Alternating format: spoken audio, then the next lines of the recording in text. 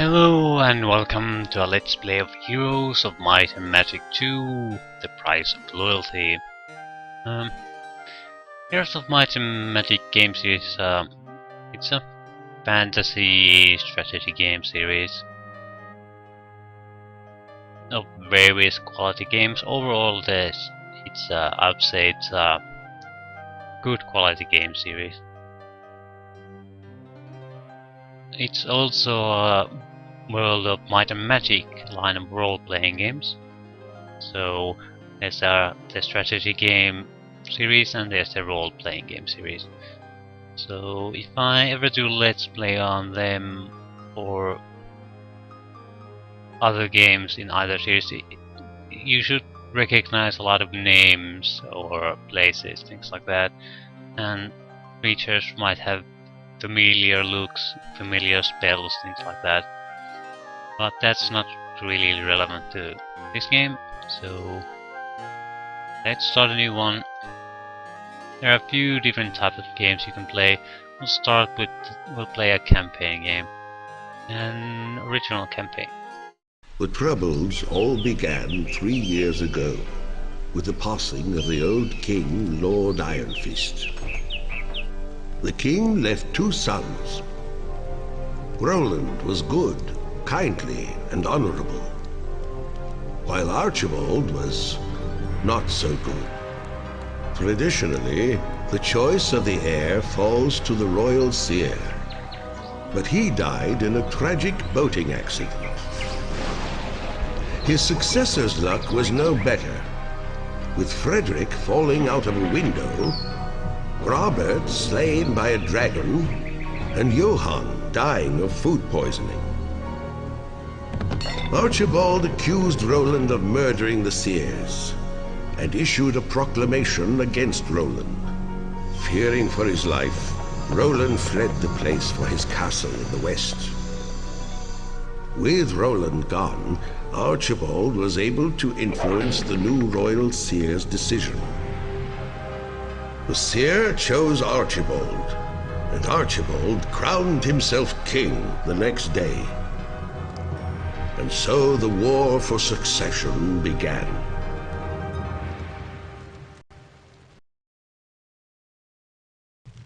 Choose your lord. Pretty typical plot to 2 heirs to a dead king. One is less nice and one is honorable and just.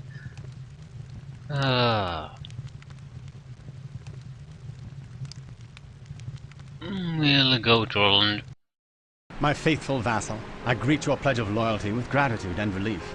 As you know, my wicked brother Archibald has seized my father's castle and usurped the throne. Only the lords nearest the castle have been quick to swear allegiance to him, but I fear even distant lords may take the oath in the absence of a viable alternative. I am determined to provide that alternative, even if it means making war on vassals formerly loyal to my father. Therefore, it is with a heavy heart that I must order you to compel the loyalty of the barons nearest my summer palace by force of arms. Since we cannot afford to fail, I have provided you with a sum of gold sufficient to the task. I have also provided you with a magical amulet to help coordinate our war efforts. Wear it always, and we will be in constant communication.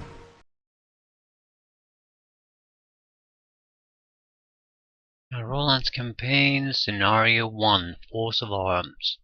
Roland needs you to defeat the Lord near his castle to begin his war of rebellion against his brother.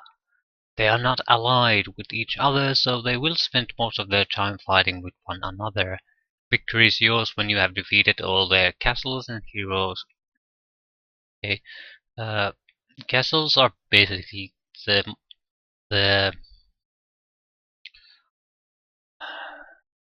the central unit army production facilities, and heroes are, well, an army cannot move on its own. An army stacks can't move on its own.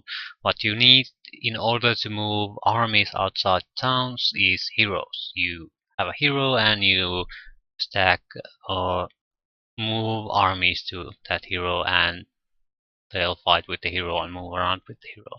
So there's no moving armies in this game on its own. You always need heroes, and they're easy to buy, but they're the focus on this game very much.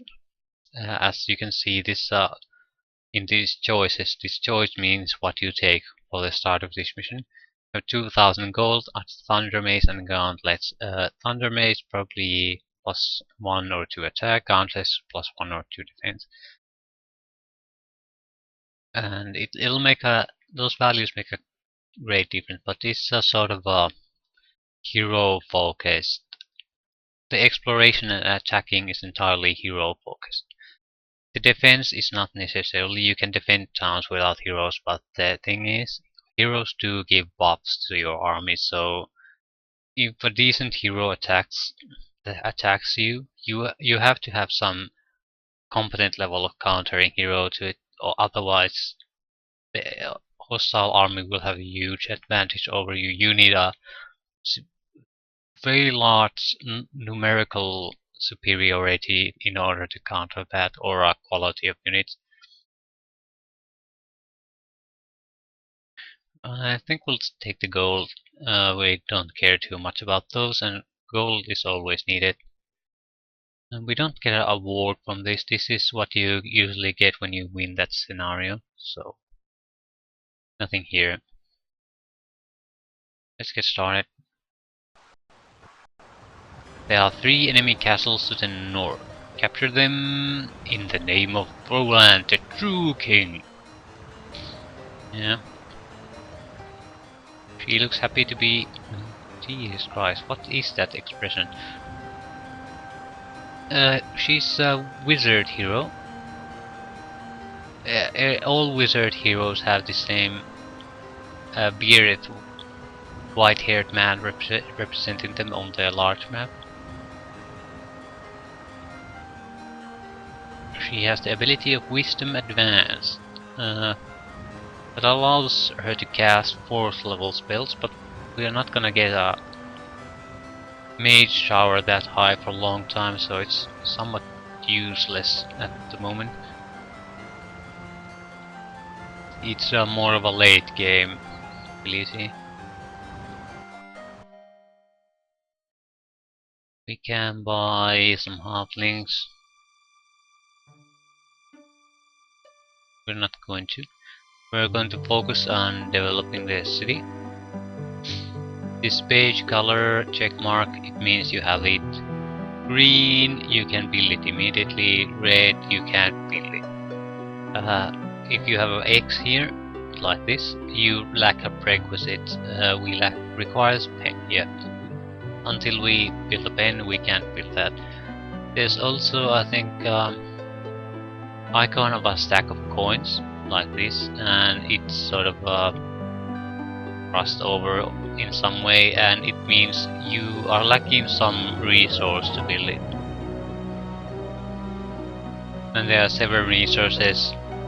Wood and stone are the basic ones. You need them more than others. Everyone needs them. Then there's these gold. Everyone needs gold. And 4 of these more specialized resources: sulfur, crystal, mercury, and gems. Every races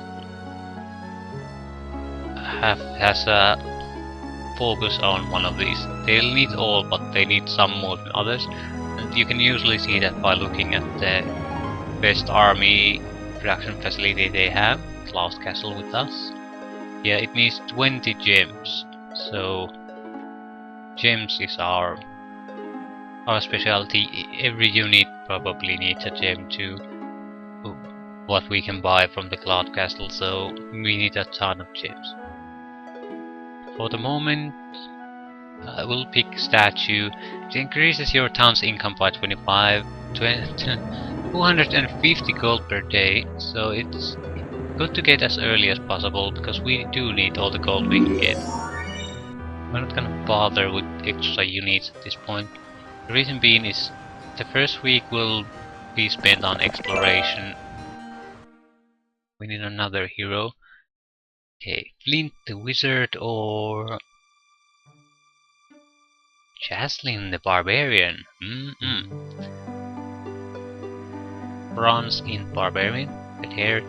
It's nice. Attack 3, defense 1, spell power 1, knowledge 1. Take her. Just to have a different kind of a hero. She has the Barbarian castle units. We can't get any more of those. Now our Dawn the Wizard stat: attack 0, defense 1, spell power 2, knowledge 2. I don't think she doesn't even have spell book. She can't cast any spells, she can't learn new spells. We can buy it for her, but we need a mage guild for that. We don't have one yet. And that was you find small quantity of gems, 3. That's a treasure chest. Yeah. It has a chance to give us mostly it'll give us a choice between gold or experience points. Very early on it's usually worth getting the experience points because it means an instant level up. After that, go for the gold. It takes so many experience points to level up, so you're sort of wasting those. At the moment we need 1000 experience to reach the first level, so that's very likely level up for us. As you drink the sweet water, you gain luck for your next spell. Might as well explain luck and morale at this point. Morale, good morale, luck. Morale is and luck are tactical combat abilities or benefits. Good morale has a chance to giving your unit a second turn immediately. So it's a very powerful ability because of the tactical combat mechanics. Bad morale can make your unit miss its turn entirely, so bad morale it's very dangerous and you have to treat it immediately some way, get rid of it. Luck on the other hand, I don't think there's bad luck. There might be, I don't recall seeing it. But good luck means your unit does basically maximum damage. So morale is much more preferable, but luck is definitely good too. 600 gold. Those are stones or ore. Next turn. We want to gather resources and get unit production facility. So what this is day 2. We need 1, 2, 3, 4, 5, 6. Yeah, we can do most of the unit production facilities, a mage guild and a well. Well increases the growth rate of all dwellings by 2 creatures per week. So we want to have that during the first week, because at the beginning of every new week the unit sort of gets replenished in these structures. Like here, it now has 8 available. At the start of next week you get another group of halflings, and then another, and another, and another, and they do pile up here. The only danger in letting them pile up is that you might have not all weeks have a growth. So if you have a plague week, that'll halve all the units you had available here. So if you have gathered up quite a lot of them and not bought them, you can lose an insanely large army. Don't do that. But sometimes you can't simply afford to buy all these units at once from all the towns you have. So it's a risk you have to take. We'll take the experience for her too at the start, because it's a level up. Navigation, it's a movement advantage for when moving over water. Archery is bonus for your range combat. We'll take the archery, because there doesn't appear to be that much water here, so it would be a useless thing to get. But dwarves. Lots of sprites. Yeah, level up. I don't like either of these, but we have to pick one, so we'll pick estate. Estate means 100 extra gold pieces per turn. It's not a bad thing, but I didn't want to have it on this hero. So I was hoping this would be a sort of a point man, or one doing most of the assaulting.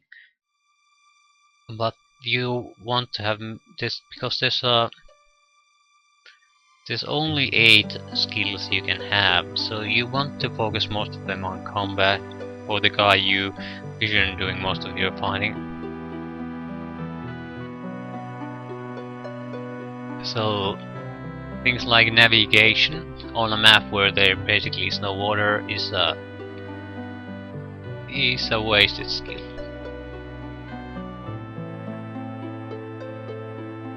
Heroes cost 2,500 gold, so you can't just keep buying them.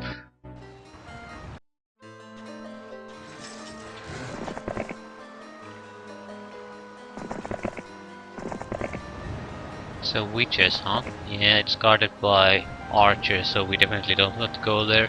Witches Hut gives you a basic level of some ability, some skill. But the thing is, you don't know what it is until you visit it there. So you want to visit them on secondary heroes. So if it's a totally useless crap ability, you don't get burdened with it by the main hero. Sleepness allows us to produce rocks. That's an excellent unit. Probably one of the best ones you can get in the early game. Dwarves. Archers, yeah, we can't go this way.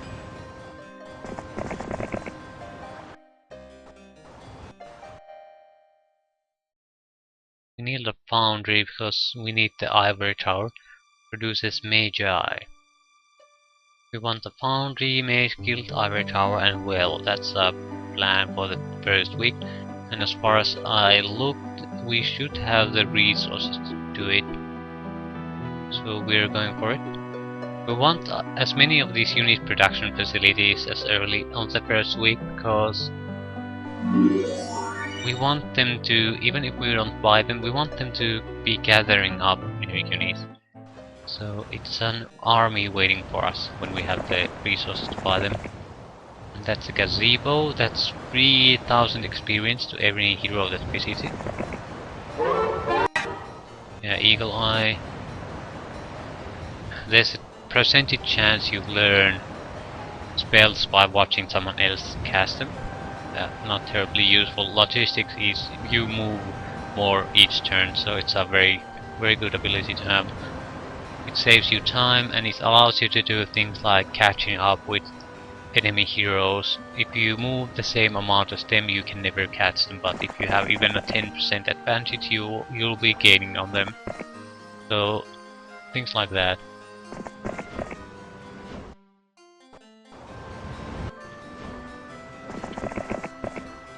Lots of sprites. I'll try to do a lot of exploration. Basic 5.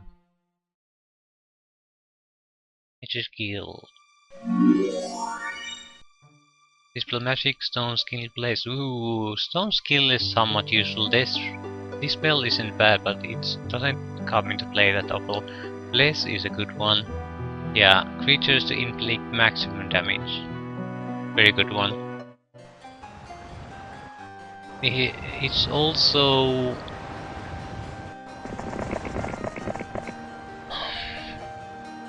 there's sort of a two-natured fights in this game. One is army focused and one is hero focused.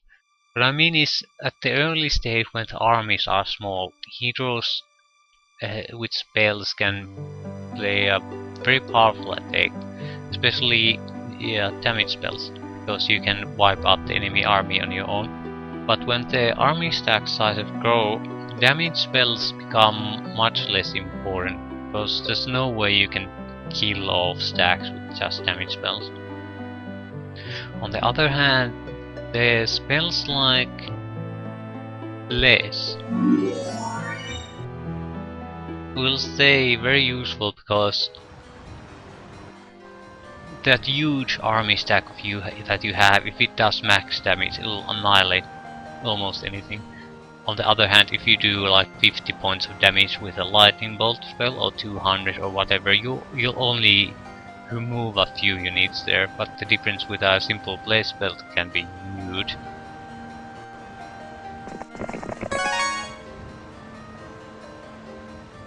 I think it's time to go back to the town.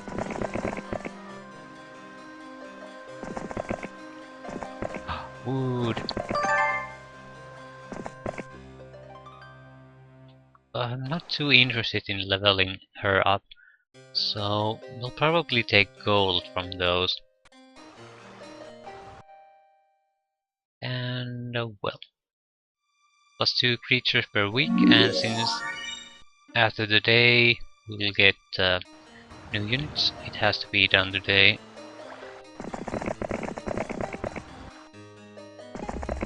And we do need money, otherwise we can't purchase new troops for our hero.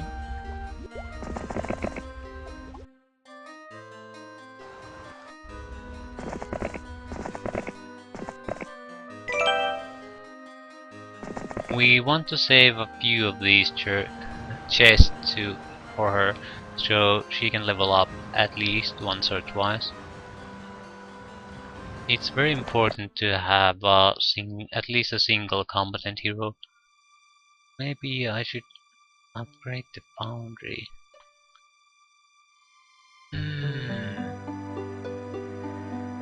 Library.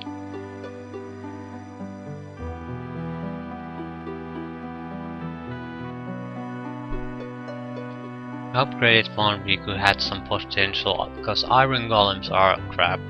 They're too slow, but if we upgrade them to, I think it's a steel golem. It's a competent combat unit, and it's a lot more faster, so they become useful. Let's buy our units first. We want all the rocks we can get. Same with the wizard.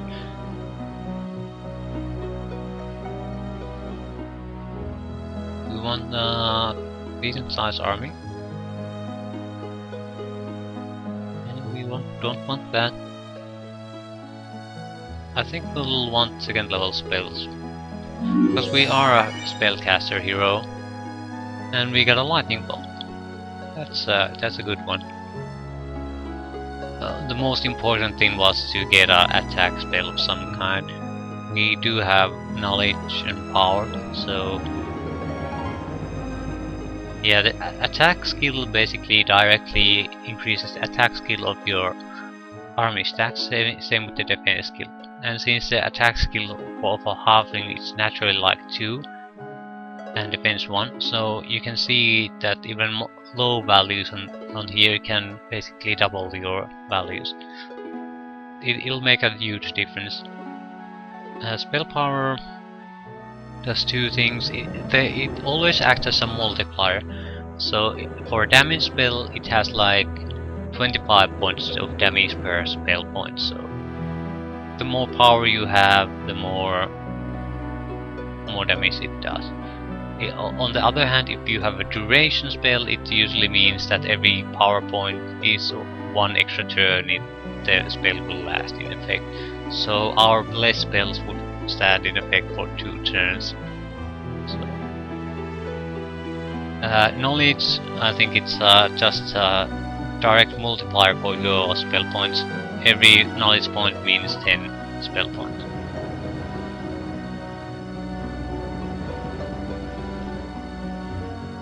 We will likely get power and knowledge, mostly doing level ups, and that's it. What do I want to do? I don't want to buy the iron golems, they're simply not not worth it to get. Goal now is to secure these resource sites. We'll start with the stone ore mine. It's a basic resource, so we need it.